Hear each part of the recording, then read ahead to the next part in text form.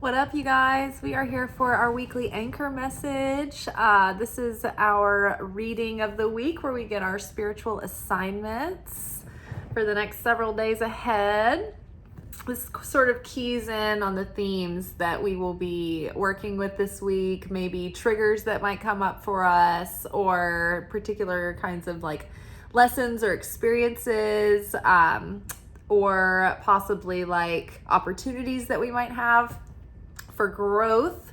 So first card that came out from the Wild Unknown Archetypes was the Creator, followed by the Comic, which we've had recently, followed by the Pilgrim, which I love this combination here. And then underneath Creator, we've got the Four of Pentacles,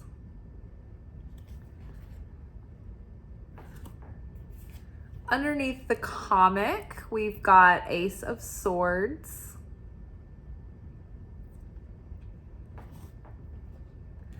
underneath the Pilgrim, we've got Ten of Cups. And then at the end of it all, we've got, or the base of it all, we've got the Stone. All right, so the Creator with the Four of Pentacles. I feel that this week we are getting more clarity and finding our footing as we kind of move into this next cycle. This rebirth of self, this resurrection, this awakening is starting to take root. And it's like we've been integrating in this up-leveling for a while. And now it's like this week is going to be the week where we start to feel like we're starting to act as our new self. This is the week where we're going to see the patterns coming up and they're going to be clearer, and we're going to be able to pause before we just fall back into default responses. And so one of the things that we're being asked to do this week is let go of our illusion of control and instead make an act of faith that is trust and surrender. Kind of letting go of your white-knuckled illusion on control. And then we can create something more solid on that. Right now, this woman here in the Four of Pentacles card, it's like she has this vision of the home and the life that she wants to create, and she holds it close and she holds it dear. But it's like she's holding it so tight that it's like it suggests that she's being kind of controlling about how the way things, play out and who she lets in and all of that. See the locks around the gate here? But we're almost not certain when we look at this vista here. Is she locked out of the big grand vision, right? Like, is the big house on the other side of this gate and she's locked out of the bigger vision because she's attached to the smaller vision that she can hold? Or is the home behind her off to the side out of the shot? And this is like kind of keeping people away, pushing people away, keeping people out because she doesn't know if she can trust who she can let in. So what we have here is an attempt at control, keeping us frozen and keeping others out of coming into our happiness and fulfillment. And then we have ourselves sort of standing outside of our own fulfillment, where we're not able to enter into the big picture, the big vision. We're not able to enter into the celebration, into the house, right? We're just outside of it, looking at it. So I kept getting this like vision. It's like the wise man builds his house upon the rock, the stone here at the foundation of the reading. Now, what we have been trying to labor and create on, and this is the normal human condition, is we try to create our life doing by our own works, by the sweat of our own brow. And we think that, oh, I need to make this effort and I need to do this and it's all up to me. And we carry the weight on our shoulders and we think that we have some control in life, and we really don't. We only have control over ourselves, how we show up, how we perceive, and how we respond, right? But we don't consciously accept that. We think, oh, we have control over things and I'm going to have my mind set on how I want things to go. And so then when life presents us variables that are not that specific way that we want things to go, it causes us to be thrown off center, to be thrown off of our like fulfilling, peaceful vibration. We get flustered, we get frustrated, we get bewildered, we get confused, we get uncertain, we get insecure, we get fearful, we second guess ourselves and second guess the plan, and we don't trust anymore because things are wobbling. Our reality is wobbling, and we've based our security on a false security, which is our own capability, our own control. And the thing is that it's a false sense of security. We don't really have control. What we can do instead is say, I'm going to surrender. I'm going to let go of my illusion of control, and I'm going to do what I can. I'm going to make the best of it. I'm going to give everything my all, and I'm going to put my heart and soul into following my dreams and my goals and my desires and the direction that my soul feels like it's calling me and leading me in. I'm going to put my whole heart into it, but otherwise I'm just going to let go. I'm going to let God. I'm going to do my best, but I'm not going to try to control everything. And I'm going to trust that if it's supposed to work out, that things are going to work out and I will be supported. And if it's not going to be worked out, then the pieces will be moved out of the way so that what is for me can come into the picture. So when we when we create based on certainty in the Creator rather than certainty in ourselves, we build on something that's sustaining and eternal. Because the Creator is always eternally emanating goodness and love and creation and provision. It's the vessel that cut on and off of our ability to receive, right? So if we start approaching the Creator in terms of spiritual law, where, okay, I can understand more about the function of creation if I understand the spiritual laws at work. And if I can attune myself to those spiritual laws and live in those spiritual laws, then that builds affinity with the light in me. And then thereby, by my vibration becoming more like the light which is eternal, which is sustaining, which is unwavering, then I become more sustaining, more unwavering, more eternal also. Because when you understand that things in the circumstances may not be going your way, but when you also know that the Creator is in all things, and what we have to do is activate that Creator force within all things through our faith, through our certainty, that even if things aren't working out the way that I would like them to, I can know that the Creator can use that for my benefit in some way, to help me, to elevate me, to grow me, to turn the situation around. So the big ask this week is to let go of control, keep doing what we're doing, keep making an effort, but stop looking over your shoulder, constantly waiting for a result or making sure you're doing things right or perfect. It's like, what if there was no right? What if there was no perfect? Just do your best and trust that the Creator has got it under control and that you do not. And, from that place, our vibration, our emotions are more stable, right? Because it's our thoughts and emotions that affect our vibration, right? And when things aren't going our way and we are holding on to that illusion that we have control or that we're expected to have control, that's what starts getting our mind going out of order and all over the place, and it's out of control. And that's what throws our emotions out of control, because then we're anxious and then we're worried and then we're fearful and then we're frustrated. And so that breaks our affinity with the light of the Creator and separates us from our blessing. Whereas if we feel a state of peace and fulfillment and, dare I say, joy or happiness, then there again, we are sharing affinity with the light of the Creator, and we merge with that force, that resonance, and that puts us in the resonance of cosmic harmony and providence, and we are under the wing or the bosom of divine in that point. And we have so much more protection and so much more stability in that. So the wise man builds his house upon the rock, not the sand.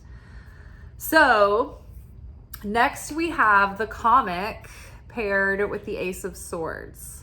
So again, as we give up our white-knuckled grip on control and create from there, as co-creators, that makes us so much more effective. But also we can lighten up, right? We can stop taking everything so seriously and let go, let our hair down, let loose, and just have a more of a sense of humor with life. When things are, when life is dealing us surprises or, left turns or throwing us curveballs, instead of being distressed, we just need to learn how to laugh it off. Ha, ha, ha, ha. Ha, ha, ha, ha, ha. So funny. So hilarious. But yeah, if we can learn how to have more of a sense of humor with the day-to-day and just take time to laugh, take time to have joy, laugh at the situations that are going on, laugh at the absurdity of it all, laugh at the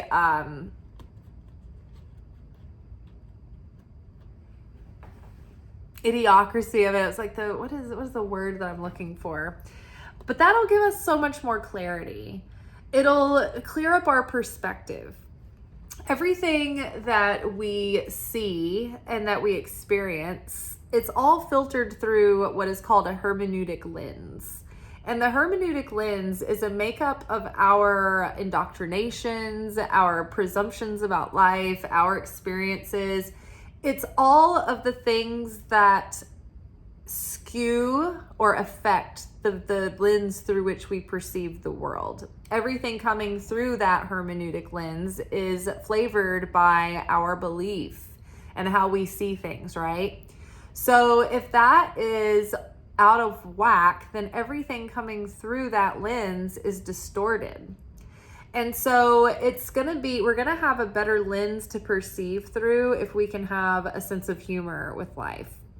We're gonna have more clarity, and we're going to have more understanding and intuition and insight about things, and more decisiveness to take an action and follow through. But we're going to perceive life more clearly and less less victimized and less left out in the cold or less abandoned or whatever, if we can have more of a sense of humor, if we can laugh through it. Now, even the clown has tears.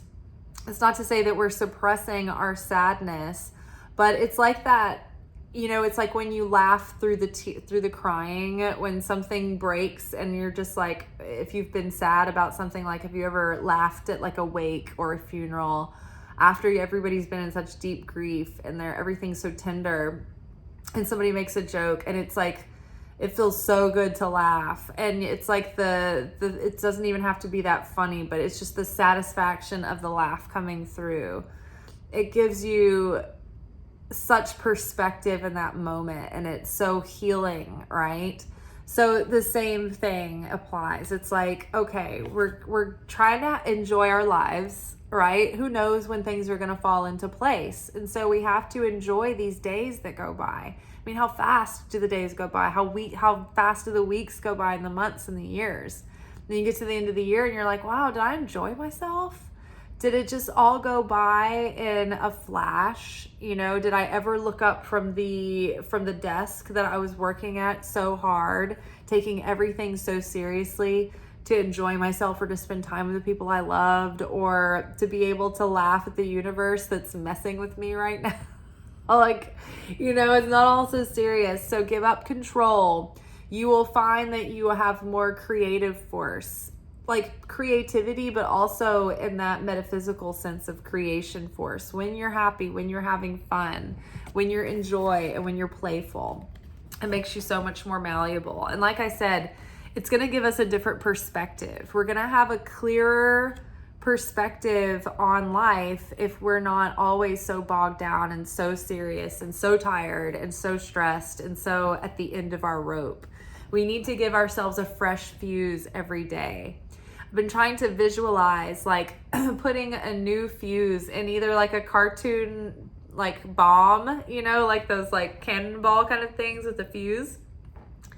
I've been imagining like a new fuse every day, or like a lamp that's like an oil lamp that has its own wick that you put in. Like I've been imagining like a new wick or a new fuse every day.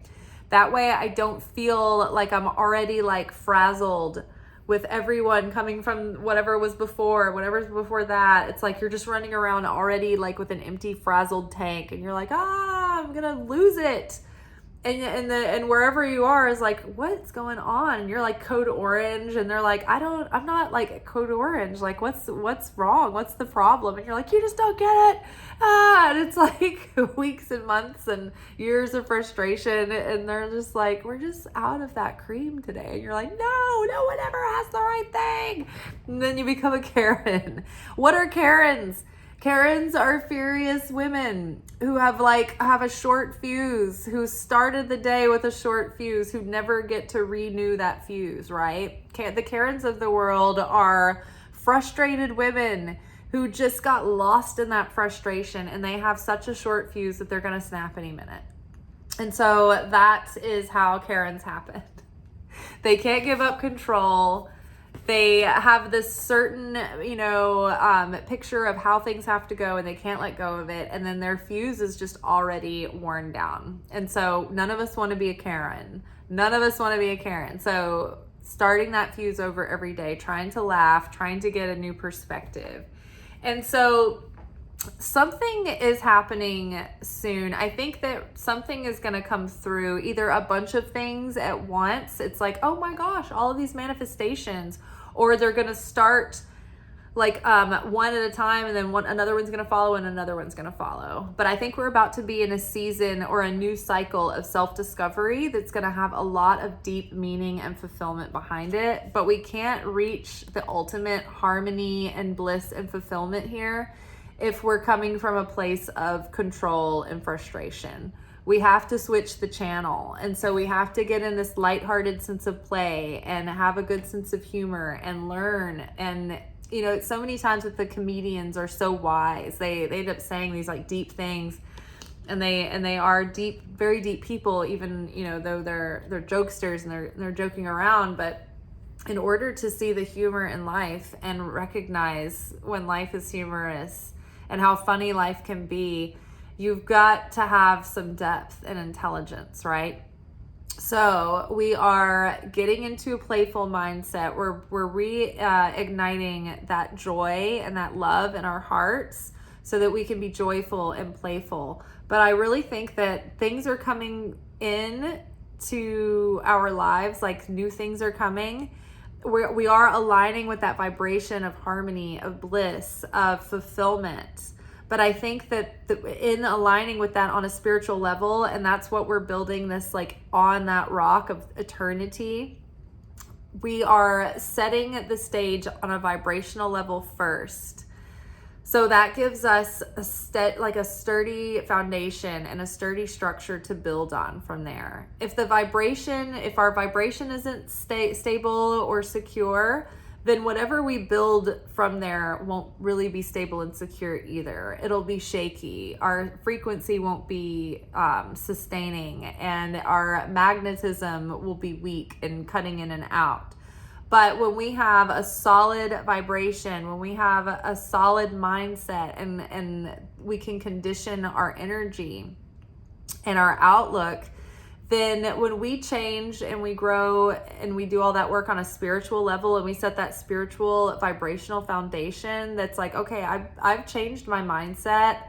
I'm becoming more like the light of the Creator. And these are things that once I know, I can't unknow them. And so that starts to give you so much more stability, so much more security just in that vibrational essence, because your thoughts have shifted, your mindset has shifted, the way that you perceive your experience has shifted. So you're not as easily thrown off kilter anymore. It's easier for us at this point to practice self-awareness and self-control and cultivate the thoughts and feelings that we want. Now, we're not masters at it yet, but we're starting to be able to get to the point where we can recognize when we need to take a minute to pause and reset. So this is very exciting. The Pilgrim card is that soul's calling, that journey to self-discovery, that whatever we're doing on this next leg of this journey, of this cycle, it's going to be very meaningful. And it's going to be the journey through which we the means by which we journey to self-discovery. And it's going to have spiritual significance and reverence. And there might be spiritual relationships coming in, like friendships and maybe even romantic partnership or options that have a spiritual basis. And so a spiritual basis and a foundation to build on from there and from that. So very good. And then at the base and at the foundation of all of this is the stone. And so what we're doing is we're building on what is eternal. And what is eternal? It's not just like always was and always will be. It's not just like a linear way to describe time or something, the amount of time something has lasted or endured. I think that eternal, the more I think of it, it's something that suggests that something is perpetual, that it's unfluctuating, that it's unchanging, that it's sustaining, that it's ongoing. And so when we value things that are eternal, we value things that have no expiration date. They don't have a carbon date. They're not breaking down. These are not physical things that will pass away or that will rot or that will come and go or that will die away or that will eventually run out. What is eternal are the things that have shifted us permanently on the inside. Things that have changed our heart forever. Things that have changed our mindset forever. The things that are eternal are like things that we share with one another, like to share a laugh that does something that we remember forever, right? It's a moment of friendship. It's a moment of love, right? This bliss, this heart-to-heart bliss is something of eternal value. Whereas like trying to go buy this and this and this to like quench your, your earthly desires. Like I want a car and I want to manifest a house and I want this and I want this title and I want that those things are fleeting and they're not eternal. They can change. And so if those conditions change, it's like, are your feelings going to change? Or is your mindset going to change? Is your mood going to change? Whereas, those things that you can't control and they come and go, but no one can ever take your revelation from you. No one can ever take love from your heart. No one can ever take your insight and understanding away from you. No one can ever take your connection from the Creator away from you, or your ability to tune into your intuition. And like when you've learned to identify that voice within, that source of guidance and support and love, like when you build up those things, like no one can take that away from you, no matter what. Like it doesn't matter what rule changes or how the economy's going, that is yours forever and for eternity. And even when this body and this flesh suit melts away into the ground, your soul will still have the eternal work that it did in this life to change your consciousness, to elevate your heart, right? And to break away those layers of negativity. So very good. The wise man builds his house upon the rock. What is eternal? The house is built on what is eternal. And that gives you a solid foundation that's unchanging, that's unwavering, that's unshaking. When we build our house upon the sand slides, the sand is uneven, the sand is washed away by rain and by the tides coming in. The sand is our mood, right? It's our own capability. It's building our house on our own strength, on our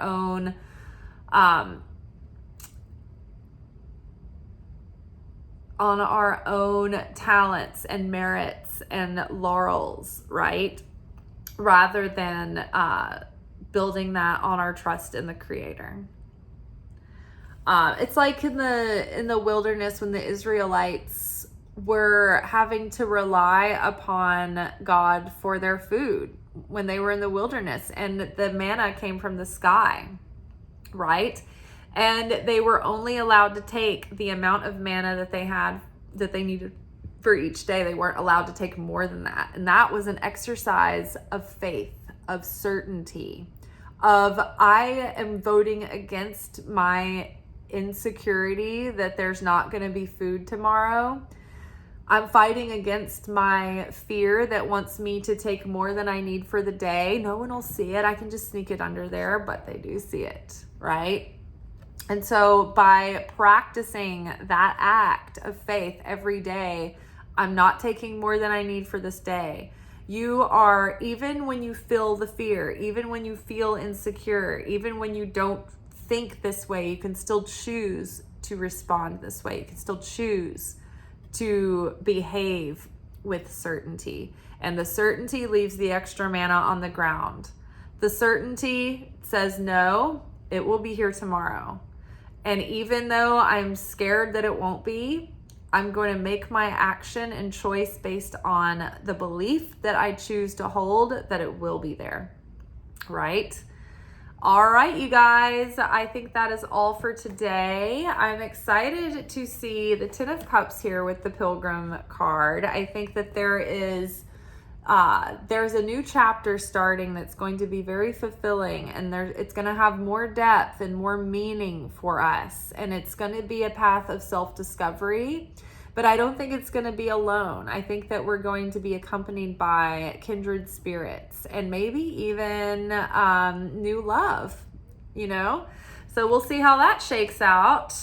And I will see you guys tomorrow for our weekly manifestation oracle message, where we will take a look at the week ahead to see how we need to focus our energy as it pertains to our goals and our manifestations. All right, until then, y'all, peace be with you.